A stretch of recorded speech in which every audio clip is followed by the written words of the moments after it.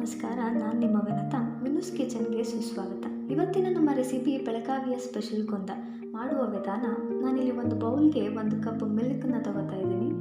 ನಂತರ ಅದೇ ಬೌಲ್ಗೆ 2 ಕಪ್ ಮಿಲ್ಕ್ ಪೌಡರ್ನ ಹಾಕೋಣ. ನೀವು ನೋಡ್ತಿರ್ಬೋದು, ನಾನು ಯೂಸ್ ಮಾಡ್ತಿರೋದು ಯಾವುದೂ ಇಲ್ಲಿ ಪ್ಲಾಸ್ಟಿಕ್ ಇಲ್ಲ. ದಯವಿಟ್ಟು ಯಾರೂ ಪ್ಲಾಸ್ಟಿಕ್ ಬಳಕೆನ ಮಾಡಬೇಡಿ. ಆದಷ್ಟು ಅಡುಗೆ ಮಾಡುವಾಗ ಪ್ಲಾಸ್ಟಿಕ್ ಬಳಕೆನ ಮಾಡೋಕ್ಕೆ ಹೋಗಬೇಡಿ. ಆದಷ್ಟು ಸ್ಟೀಲೋ ಗ್ಲಾಸ್ನ ಯೂಸ್ ಮಾಡಿ. ನೆಕ್ಸ್ಟ್ ಅದೇ ಬೌಲ್ಗೆ 3 ಕಪ್ ನೀರನ್ನು ಆ್ಯಡ್ ಮಾಡ್ತಾ ಹೋಗೋಣ. 3 ಕಪ್ ನೀರು ಏನಕ್ಕೆ ಅಂದರೆ, ಅದು ಪ್ರಾಪರಾಗಿ ಹಾಲು ಕನ್ಸಿಸ್ಟೆನ್ಸಿಗೆ ಬರೋದಕ್ಕೆ ನಾನಿಲ್ಲಿ 3 ಕಪ್ ನೀರನ್ನು ತಗೋತಾ ಇದ್ದೀನಿ. ನಂತರ ಬೀಟರ್ ಯೂಸ್ ಮಾಡಿಕೊಂಡು ನೀಟಾಗಿ ಅದನ್ನು ಮಿಕ್ಸ್ ಮಾಡ್ತಾ ಬರೋಣ. ಅದು ನೀಟಾಗಿ ಹಾಲು ಕನ್ಸಿಸ್ಟೆನ್ಸಿಗೆ ಬರುತ್ತೆ. ನೋಡೋದಕ್ಕೆ ಹಾಲು ಥರನೇ ಇದೆ. ನೆಕ್ಸ್ಟ್ ಒಂದು ಪ್ಯಾನ್ನ ತಗೊಂಡು ಆ ಮಿಕ್ಸ್ ಮಾಡ್ಕೊಂಡಿರೋ ಹಾಲನ್ನು ಈ ಪ್ಯಾನ್ಗೆ ಹಾಕೋತಾ ಇದ್ದೀನಿ. ಹಾಲನ್ನ ಹಾಕೊಂಡ ನಂತರ ಆದಷ್ಟು ಲೋ ಫ್ಲೇಮ್ನಲ್ಲೇ ಇಟ್ಟು ನಾವು ಹಾಲನ್ನು ಕುದಿಸ್ತಾ ಬರೋಣ.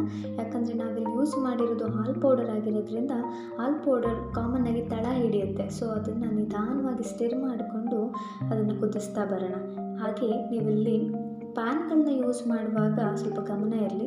ಪ್ಯಾನ್ಗಳನ್ನ ಏನು ಮಾಡ್ತಾರೋ ಅದಕ್ಕೆ ಟೆಫ್ಲಾನ್ ಅನ್ನೋ ಒಂದು ಕಂಟೆಂಟ್ನ ಯೂಸ್ ಮಾಡ್ತಾರೆ ಕೋಟಿಂಗಿಗೆ. ಸೊ ನಾವು ಡೈಲಿ ಅದನ್ನು ಓವರ್ ಹೀಟ್ ಮಾಡ್ತಾ ಹೋದಂಗೆ ಅದು ಅದ್ರ ಕಂಟೆಂಟ್ನ ಬಿಡ್ತಾ ಹೋಗುತ್ತೆ. ಅದು ನಮ್ಮ ಹೆಲ್ತ್ಗೆ ತೊಂದರೆ ಕೊಡುತ್ತೆ. ಸೊ ಆದಷ್ಟು ಪ್ಯಾನ್ಗಳನ್ನ ಚೂಸ್ ಮಾಡುವಾಗ ಗುಡ್ ಕ್ವಾಲಿಟಿ ಆಫ್ ಒಂದು ಪ್ಯಾನ್ ಚೂಸ್ ಮಾಡಿ. ಈಗ ಹಾಲು 2-3 ಮಿನಿಟ್ಸ್ ಈ ಥರ ಬಾಯ್ಲ್ ಆದಮೇಲೆ ನೀಟಾಗಿ ಒಂದು ಕುದಿ ಬರುತ್ತೆ. ಅದೇ ಟೈಮ್ಗೆ ನಾವಿಲ್ಲಿ 1 ಕಪ್ ಮೊಸರನ್ನ ಯೂಸ್ ಮಾಡೋಣ. ಹಾಲನ್ನು ಹೊಡಿಸೋದಕ್ಕೋಸ್ಕರ ಮೊಸರನ್ನ ಹಾಕಿ ನೀಟಾಗಿ ಸ್ಟಿರ್ ಮಾಡ್ತಾ ಬರೋಣ. ಅಬ್ಸರ್ವ್ ಮಾಡ್ತಾ ಹೋಗ್ಬೋದು, ಹಾಲು ಹೊಡಿತಾ ಬರುತ್ತೆ.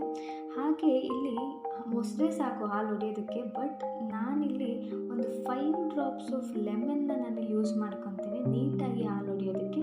ಇದು ಆಪ್ಷನಲ್, ನೀವು ಯೂಸ್ ಮಾಡೋದಾದರೆ ಮಾಡ್ಬೋದು, ಇಲ್ಲ ಅಂದರೆ ಬೇಡ. ಒಂದು 5 ಡ್ರಾಪ್ಸ್ ಆಫ್ ಲೆಮನ್ನ ಆ್ಯಡ್ ಮಾಡಿ ನಂತರ ಅದನ್ನು ಸ್ಟಿರ್ ಮಾಡೋಣ. ಇಲ್ಲಿ ಲೆಮನ್ನ ಯಾಕೆ ಆ್ಯಡ್ ಮಾಡ್ಕೋತಾ ಇದ್ದೀನಿ ಅಂದರೆ, ಹಾಲು ಎಳೆಯಾಗಿ ನೀಟಾಗಿ ಹೊಡಿತಾ ಬರುತ್ತೆ. ನೀವು ಇಲ್ಲಿ ಅಬ್ಸರ್ವ್ ಮಾಡ್ತಾ ಹೋಗ್ಬೋದು. ನೋಡಿ, ಹಾಲು ತುಂಬ ನೀಟಾಗಿ ಎಳೆಯಾಗಿ ಹೊಡಿಬೇಕು ಅಂದಾಗ ನಾನೊಂದು 5 ಡ್ರಾಪ್ ಆಫ್ ಲೆಮನ್ನ ಇಲ್ಲಿ ಯೂಸ್ ಮಾಡ್ಕೋತಾ ಇದ್ದೀನಿ. ಇದು ನಿಜವಾಗ್ಲೂ ಆಪ್ಷನಲ್, ನಿಮ್ಮ ಇಷ್ಟ. ಸೊ ಇಲ್ಲಿ ನೋಡಿ, ಅದೊಂದು ಕಡಿ ಏನು ಫೀಲ್ ಇದೆಯಲ್ಲ, ಅದು ಬರ್ತಾ ಹೋಗುತ್ತೆ ಲೆಮನ್ ಆ್ಯಡ್ ಮಾಡಿದ ತಕ್ಷಣ. ಅದನ್ನು ನೀಟಾಗಿ ಹಂಗೆ ಸ್ಟಿರ್ ಮಾಡ್ತಾ ಹೋಗಿ ನೀಟಾಗಿ ಹಾಲು ಮತ್ತು ನೀರು ಸೆಪ್ರೇಟ್ ಆಗ್ತಾ ಬರುತ್ತೆ. ಹೊಡೆದಿರೋ ಅಂಥದ್ದು ಮತ್ತು ನೀರು ಸೆಪ್ರೇಟ್ ಆಗೋವರೆಗೂ ನೀಟಾಗಿ ಸ್ಟಿರ್ ಮಾಡ್ತಾ ಹೋಗಿ. ಹಾಗೆ ನೀವಿಲ್ಲಿ ಅನ್ಕೋಬೋದು, ನಾವಿಲ್ಲಿ ಲೆಮನ್ನ ಯೂಸ್ ಮಾಡಿರೋದ್ರಿಂದ ಸ್ವೀಟ್ ಏನಾದರೂ ಹುಳಿ ಆಗ್ತಾ ಬರುತ್ತಾ ಅಂತ. ನಿಜವಾಗ್ಲೂ ಇಲ್ಲ, ಸ್ವೀಟ್ ಹುಳಿ ಆಗೋದಿಲ್ಲ. ಇಲ್ಲಿ ನೋಡಿ, ಆಲ್ರೆಡಿ ಹಾಲು ಮತ್ತು ನೀರು ಸೆಪ್ರೇಟ್ ಆಗಿದೆ. ಈ ಟೈಮ್ಗೆ ಸಕ್ಕರೆನ ಆ್ಯಡ್ ಮಾಡ್ಕೊಳ್ಳೋಣ. ಇಲ್ಲಿ ನಾನು 2 ಕಪ್ಸ್ ಆಫ್ ಸಕ್ಕರೆನ ತೊಗೊಂಡಿದ್ದೀನಿ.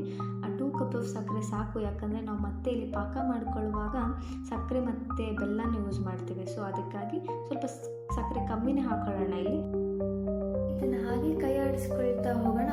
ಇದನ್ನು ಒಂದು ಸೈಡ್ಗೆ ಲೋ ಫ್ಲೇಮ್ನಲ್ಲಿ ಇಟ್ಟು ಹಾಗೆ ಬಿಟ್ಬಿಡೋಣ. ನಾವು ಇನ್ನೊಂದು ಸೈಡ್ ಪಾಕ ಮಾಡ್ಕೋಬೇಕಾಗಿರೋದ್ರಿಂದ ಒಂದು ಪುಟ್ಟದಾದೊಂದು ಪ್ಯಾನ್ನ ತೊಗೊಳ್ತೀನಿ ಪಾಕ ಮಾಡ್ಕೊಳ್ಳೋದಕ್ಕೆ. ನಾನಿಲ್ಲಿ 3 ಸ್ಪೂನ್ ಸಕ್ಕರೆನ ಯೂಸ್ ಮಾಡ್ಕೊತಾ ಇದ್ದೀನಿ. 3 ಸ್ಪೂನ್ ಸಕ್ಕರೆಯ ಜೊತೆಗೆ ನಾನು 1 ಸ್ಪೂನ್ ಬೆಲ್ಲ ಕೂಡ ಯೂಸ್ ಮಾಡ್ತಾ ಇದ್ದೀನಿ. ಆರ್ಗ್ಯಾನಿಕ್ ಕಪ್ಪು ಬೆಲ್ಲನ ಯೂಸ್ ಮಾಡ್ತಾ ಇದ್ದೀನಿ. ಒಂದು ಅದರ ನ್ಯಾಚುರಲ್ ಫ್ಲೇವರ್ಗೋಸ್ಕರ, ಇನ್ನೊಂದು ಕಲರ್ ಕೂಡ ಇಂಪಾರ್ಟೆಂಟ್, ಅದಕ್ಕೋಸ್ಕರ ನಾನಿಲ್ಲಿ ಬೆಲ್ಲ ಯೂಸ್ ಮಾಡ್ತಾ ಇದ್ದೀನಿ ನ್ಯಾಚುರಲ್ಲಾಗಿ. ಇದು ಪಾಕ ಬರೋವರೆಗೂ ಲೋ ಫ್ಲೇಮ್ನಲ್ಲೇ ಇಟ್ಟು ನಿಧಾನವಾಗಿ ಇದನ್ನು ನಾವು ಸ್ಟಿರ್ ಮಾಡ್ತಾ ಹೋಗೋಣ. ನೀವು ನೋಡ್ಬೋದು, ಸಕ್ಕರೆ ಮತ್ತು ಬೆಲ್ಲ ಕರಗ್ತಾ ಬರ್ತಾ ಇದೆ. ಅದು ಕರಗೋವರೆಗೂ ನಿಧಾನವಾಗಿ ನಾವಿಲ್ಲಿ ಕೈ ಆಡಿಸ್ತಾನೇ ಇರಬೇಕು.